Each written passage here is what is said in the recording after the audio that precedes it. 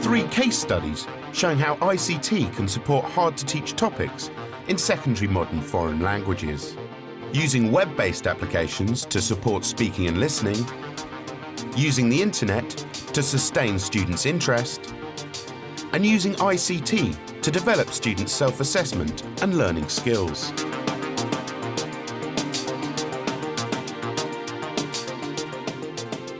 When I went home, after school, I used to go and switch the television on and perhaps, I don't know, read a comic or something. But these days, the first thing they do is they go home and switch on their computers. So they're used to working with their computers. So the fact that we're using tools that they are familiar with is a plus.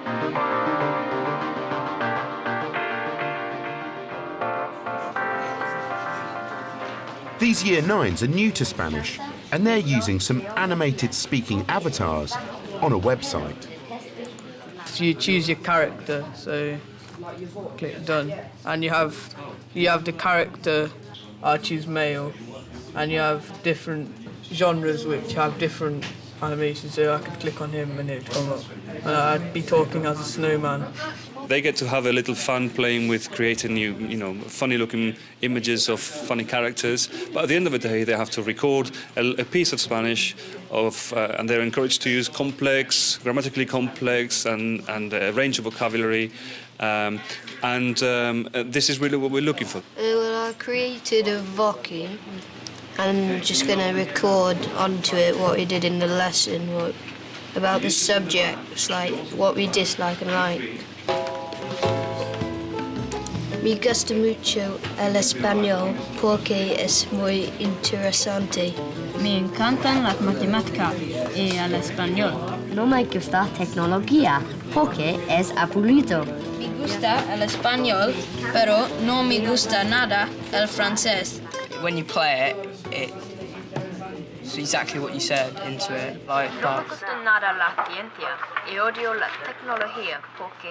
We use something like this every now and then in our schemes of work. We get to have all the boys using Spanish for at least a minute to recap and practice all the vocabulary they've been learning in the previous lessons. No me gusta la historia porque es difícil. No me gusta la geografía porque es aburrida, pero me encanta la historia. That bit there is excellent because you have no me gusta followed by porque followed by pero. So that's brilliant. Me gusta mucho las ciencias, pero mi educación la información.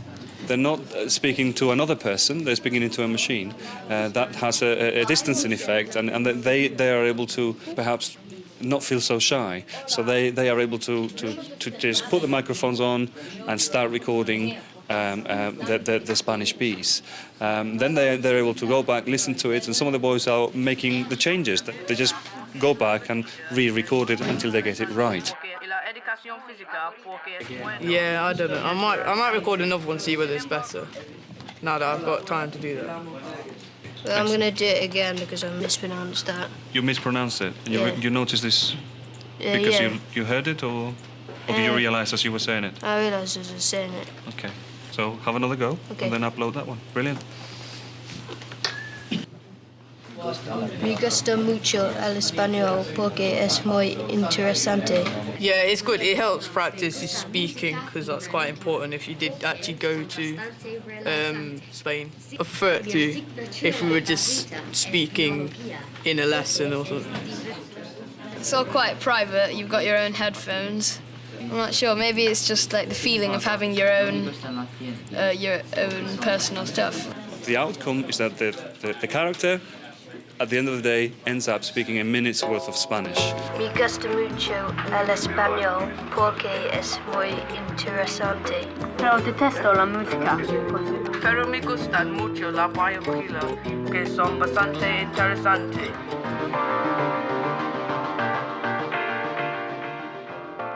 Buenos días, chicos. These Year 10s are using another live website to create multimedia posters to help them prepare for their GCSE oral. They're combining text, pictures and sound to illustrate the subject of healthy living.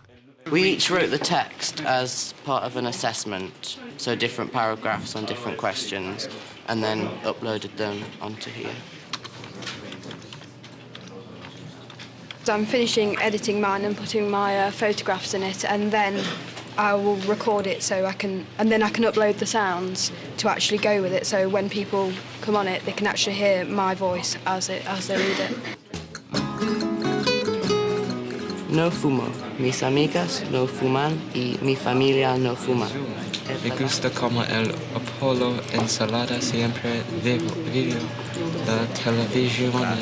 Como sana es muy importante mantenerse en forma.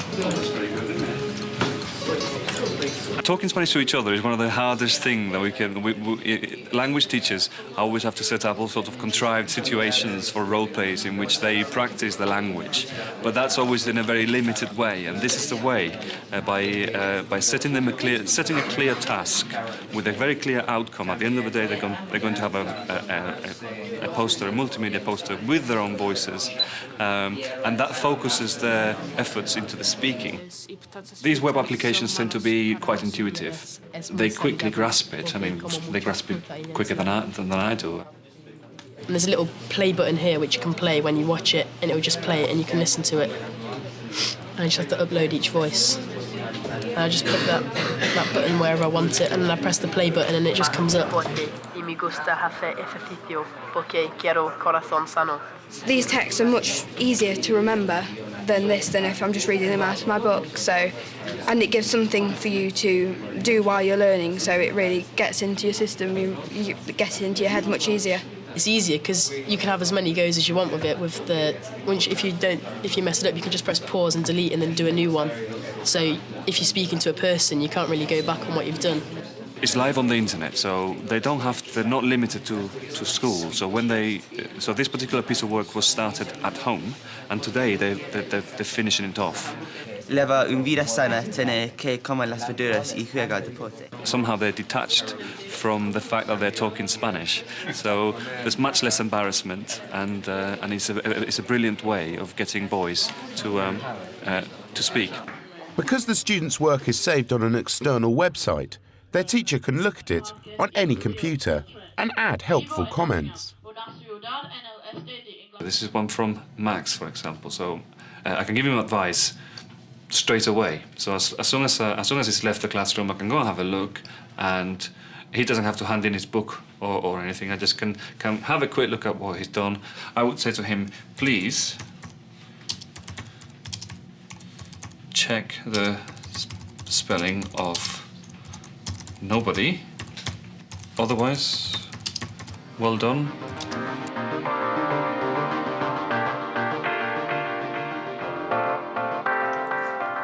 The students in this Year 11 class are refining their GCSE presentation. They're using another website to create a slideshow to illustrate the theme of holidays. To get the pictures in here, I've uploaded them onto Stupaflix. I mean, most of them are sort of old holiday photos. Well, first we added images in to help us with remembering what we should say in our presentation. Just recording our speech now. El verano pasado fui a los Estados Unidos con mis amigos, pero tuve que ahorrar mucho dinero. Y adoro el acento, pero generalmente... Cuando hizo mal tiempo nos quedamos a la casa de mis abuelos y jugamos los juegos de mesa todo el día. Okay, I've recorded it, so I'm now going to, so my music, so I'm now picking the recording that I've just made up and putting it into the presentation. What we've done so far is the boys have prepared the image slideshows at home, and then when they come here, I've asked them to record their oral presentation into the image slideshow. So at the end of the day, they will have a video in MP4 format that they can put on their iPods or take home and watch on their computers or just watch online, because it will stay on the website. Cuando hizo mal tiempo, me quedé en mi habitación. The fact that it's on the iPods or the mobile phones, it just gives them access to it, so they're more likely to access it if it's on their devices that they carry with them all day. I did it by uploading my pictures first, finding what the timing was, and then just cutting and trimming my oral depending on what I had left. In the exam, you're allowed to use something called a crib sheet, where you have 30 words. So you're allowed to take that in, but you have to memorise the rest of the presentation, which has to last a minute and a half beforehand. So this is just an aid to help you remember it. Obviously, we're not allowed to take in the computers with us, but this is just like a little sort of exercise that helps us helps memorise it. I think that having the pictures and the words that come up at the bottom are just like words from actual crib sheet themselves.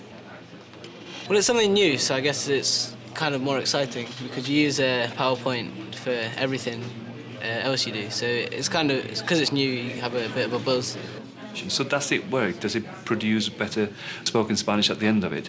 Yes, it does, because it focuses them into the speaking. It helps them identify which area they need improving, which bits they need to work on, and that's something that was clearly missing before we were able to have all these recordings in digital format.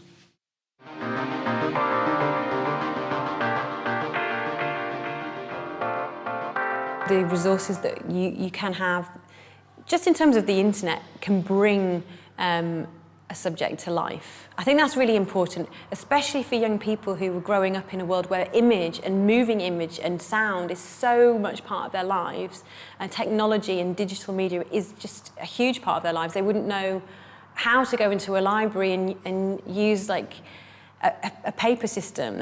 How would they do that? I just don't understand that concept. D'abord, vous allez regarder le clip. Fiona Hilton is using websites that her Year 10 students are familiar with to develop their interest in the French language. This is part of a social issues and equality topic on racism and ethnic diversity.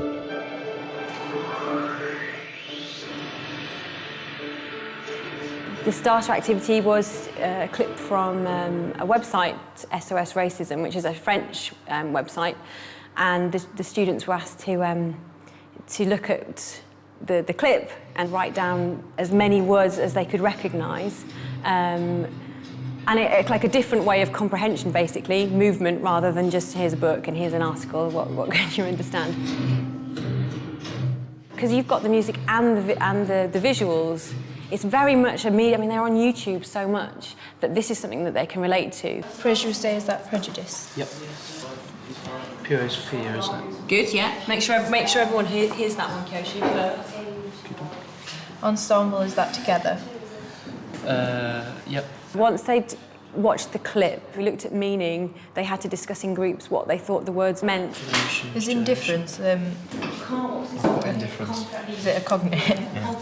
There's quite a lot of cognates and near cognates, so that's good for them when it comes to exam skills, saying, like, okay, go for the cognates first, which ones do you definitely understand, and given the context, what can you work out? In twos, if you want to move, you can do. I want you to try and work out what would be for you the opposite meaning to those words. I'm looking for ensemble, which means together, so I'm looking for separately. What about conflict and harmony? So that we've got some dictionary skills in there as well. It still links into the topic, but gives them extra vocabulary, and if they're doing that in groups, then they get much more than if they've just done it on their own. If we work together, we can stop combat of... Yeah, stop would racism. do. Yeah, excellent. Stop or combat racism. Super. The students then pursue their diversity project in the IT suite. We're doing a presentation on like the diversity of France and England, well, Barnsley in particular, and we're like comparing the two differences, like food and culture, and then there's another part of it which is about racism and helping to fight against it. We've made a movie maker. Yeah, we've made it. We've got some words. We're going to add a voiceover, but that's when it's all complete, and we're going to do that for the food. So, which one? Oh, that one. The little. We already knew just from like personal knowledge most of the restaurants in Barnsley, and sort of included sort of the countries that they were from. En Barnsley, il y a beaucoup de restaurants. Curry. Italian. We're doing about l'établissement, and like we've just like put some pictures on and some information about what it can cause, and like saying that just like facts about it. We've put like l'établissement is like one thing, then we've put like 3 slides with different facts on, and then we've just put a picture with it, written like different facts like in French and English, and we've just added them on. It says un tiers de adolescents est jeune femme fumée in France, which is saying like female, a third of them smoke in France. And it's all because I want to keep the figure. Well, we've got about 7 slides on smoking, which is just giving you like a background information on smoking and how many smokers average are in France and what the health risks are of smoking, everything like that. We've been doing some background research. We've researched a lot of the facts online. And we did a French essay and we got marked on it, and we put it into a presentation, so then we can present And then we've it. sort of like adapted some of the facts from his essays and added them to the slideshow. So they're using resources that are there, that they've got, that they can access at home. They're not having to go to a library. They've got it all on the internet. And I would say that even though a lot of the students don't have all of the packages on their computers, I would say 90% of them, 99%, have a computer with the internet on. So that's a resource that we have to say, right, we'll use it. What can you get out of that? We found a list of French-speaking countries. A lot of them are in Africa, and that's because that's where the French colonised, but you don't think of Africa speaking French. And then we went on one that sounded interesting, which is Burkina Faso, because no one else has done that. And then we're on the French Wikipedia for Burkina Faso, and now we're finding information about it. Then we're using Google Translate to turn it into English so that we know what it's saying. And then we're taking some of the French and putting it into this video about Burkina Faso. You could equally just say, right, well, here's some pictures, let's cut them out and put, you know, right underneath as if it was a storyboard. But the difference is that you're using technology and websites that our students use all the time. That's what they grow up with. They've grown up in a digital world. I didn't grow up in that world, but they have, and it draws them in much more quickly, basically. It's interactive. The fact that they're just sitting at a computer screen, choosing what they want, I think that's really important because it gives them a sense of ownership, of, oh, actually, I want to talk about this. And it's just more powerful than them opening a textbook at page 15 and going, all right, well, you know. And it's also really up to date. It's fingertip, isn't it? You're there and you want to know something and bam, it's immediately there. And I think also that's the kind of culture that these students are growing up with. If you want the information, you want it now. Here, they're using an inter-school social network site to communicate with French-speaking students around the world. It's one of my pen pals that from France that I want to get in touch with to see what their food like. And I got in touch with 2 people and found out about some stuff in France. They talk to you in English and then you talk to them in French, so you get to practice your French and they practice their English. Where's this person from? Reunion Island in... It's off Africa. You should ask her about what food she eats in Reunion, because it's completely different, like typical dishes to what you get in France, even though they speak French. The idea of it's fantastic because this kind of website is a way of bringing it to life. It's real people that the students are corresponding with, and they can see pictures of them. And I think that for the students is quite, I think it's key, you know, oh God, it's actually a spoken language and these people are real. And oh, I've sent a message and I'm getting a message back. Where's the message that she sent back? I sent something like, what do you do at the weekend? Oh, okay. If you don't include ICT or some form of technology in your lessons where you are not up to date with where our students are, they are way beyond that. And I think you have to be giving that in lessons, because otherwise we're not moving forwards with the times. I think we need, as schools, we need to be leaping ahead where actually perhaps we're just dragging our feet.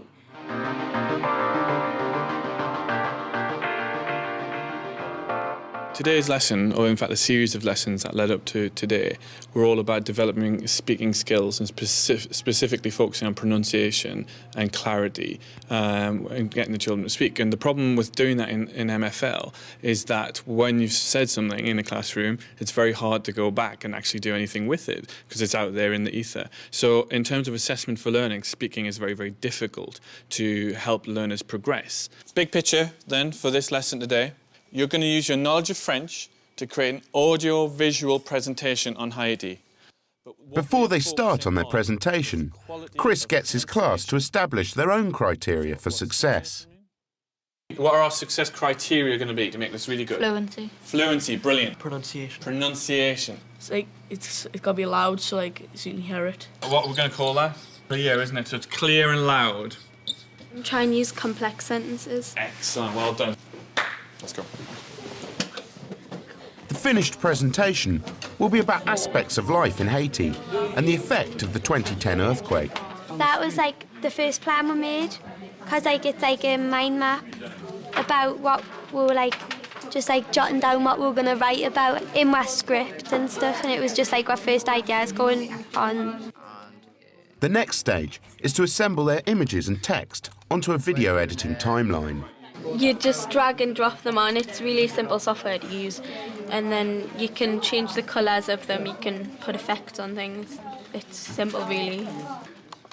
We're doing the history of it, and we're doing a little bit about before the earthquake and after the earthquake. We're going to record our voices and put it into the movie, and certainly describe the pictures in French. Tremblement. Tremblement de terre. Malheureusement. Malheureusement. They then record what they've previously written about the subject. Je suis un enfant d'Haïti. Je me réveille, je sens les fois. J'arrive à l'école et je pense que c'est ennuyeux. C'est toi le français. J'ai faim parce que je n'ai pas à manger. Bonjour, je m'appelle Daniel et j'ai 14 ans. We've just done the recording, now we're going to upload it to Audacity and check and get all the wrong bits out. So you go, project import audio. We'll try number 3. And that should be it. Using this software, they can edit their sound recording to improve what they've done. It sounds okay. It does. It sounds better than the others. So I just editing it to make sure we get rid of all the mistakes. Like taking all the gaps that we've missed and all the words we've misread, and then recording them again, then copying them in. But in terms of actually editing anything out, the only thing that you've missed out is here. You've skipped that line there, and you've gone straight from en Haïti, le tremblement de terre. Right, there's still a little bit at the beginning that we can delete, isn't that? Okay. Yeah, that's probably the best we're going to get it, do you think? Yeah. The use of the different technologies, so things like Audacity and Photo Story, the generation of children that we have now, it's second nature to them. They're absolutely immersed in this all the time at home. Once we've tidied it up, we're going to put it into a little movie maker presentation here, which has got pictures of all the stuff which has happened in Haiti. We're going to drag the speech into the timeline, which will add it to our movie. And then we can now make the pictures smaller to fit in with our speech. And then it should be done after that. It's good because it's like something different. So that's quite good. It's not that hard to use either. If you make any mistakes, like say there on Audacity, you can just cut it and trim it. I mean, when I speak French, I've got like little pauses in between each word because I'm not that fluent, to be honest. And I just go into here and cut it as small as I can. When you put it together, it sounds fluent. So it helps a lot. When you're talking normally, you can't really pick up if you said something wrong. Sometimes if you're concentrating, you can say something by an accident and don't realise that you said it. If you use the microphones, you can play it back and then know that you've done something wrong, and you can re-record if you need to. You could listen to what you'd recorded, and then you could hear what you've said, and if that was one word, you knew you had said wrong, like you picked it up straight away. So it was helping you like listen out for like bits that have gone wrong and stuff like that, and improving like not your vocabulary but like how you say it. But how is the students' work monitored and assessed? To make sure that they stayed very structured in their approach to creating this product, we set up an e-learning portfolio, what we call a raffle, which is it's real assessment for learning, and it's basically just a checklist or sort of some success criteria which we give the children to work through, including saying I can, and then a skill they're developing because I have, and what they've actually done to do it, and also a space for them to upload evidence so that they can evidence the steps they're taking and the progress they're making in their learning. So that keeps it nice and structured. On the first one, we did like a spider diagram of all our ideas, and we had to upload it to here, and that's like our research focus. And then the next one is like to draft a script, but we can't upload anything because we did our scripts in my books, so we don't upload anything there. And then the next one is where you edit in Audacity. So like you can upload your Audacity file that you had, so I'll upload that now. So then you insert audio. If I now go and view this as the mentor, because I'm a mentor for this class, and I can then open up that evidence that she's uploading her portfolio, so I can check just to make sure that that's being done, and I can then look at the quality of that piece of work. So all of the evidence just goes up into the sky, into their portfolios, and then I can access it anywhere I've got a web access, so I can do this at home as well. The final one's the most important one, which is your final presentation. Upload to the internet into a link. So now when Sir clicks on our profiles, you can see that we've uploaded the video and everything, and you can click on the link and watch the video. And then in the little progress box, you've just got to click on the smiley faces, which one you want. What do you think we are? Green, probably. Yeah. Because we met the success criteria, and then that's that finished. Obviously, at the end of the day, learning a language is about communication, and a lot of the time it's about speaking. And that's something that I think we need to develop, and we need to use ICT as a tool. Go back a bit, back there. Well, because technology changes so rapidly, but pedagogy, and excellent and outstanding pedagogy, stays the same in many ways. It's only a tool.